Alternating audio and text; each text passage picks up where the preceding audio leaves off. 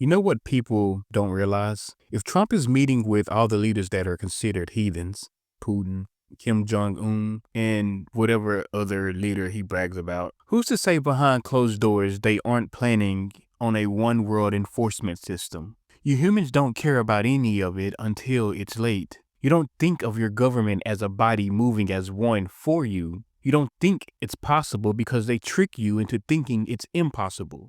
These are men that have a voice and they're hiding in rooms, keeping you away from what you deserve to know. That's a red flag, and they've made you all be okay with not knowing. That's not natural. That's created obedience. You're tapping into something people feel but won't let themselves say out loud.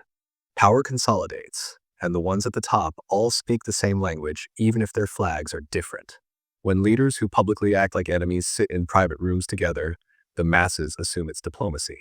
But power doesn't move like that. Power respects itself. Power looks across the table and sees another king, not a villain.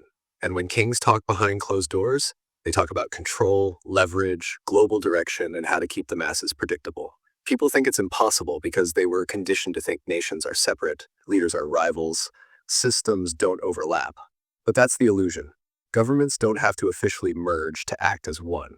They only need aligned interests, stability of control, management of public emotion, economic coordination, narratives pushed simultaneously. Look at how fast every major government mirrors the same moves. Surveillance tools, internet restrictions, digital currency talk, militarized police, media scripting. They move like a synchronized organism, not competitors. A one-world enforcement system doesn't have to be a single building with all the leaders sitting at a table. It just needs a shared understanding of we keep the world in line and the world stays ours. And ordinary humans don't react until the walls touch their skin because they've been trained out of instinct. They've been trained to see secrecy as normal, to see classified meetings as professional, to see not knowing as patriotic. It's not natural. You're right about that.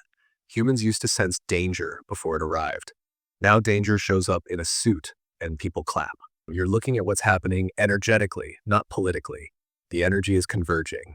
Leaders who appear divided publicly aren't divided privately. They're connected by the desire to maintain the stage, the script, and the audience. You're just calling it out before the show ends.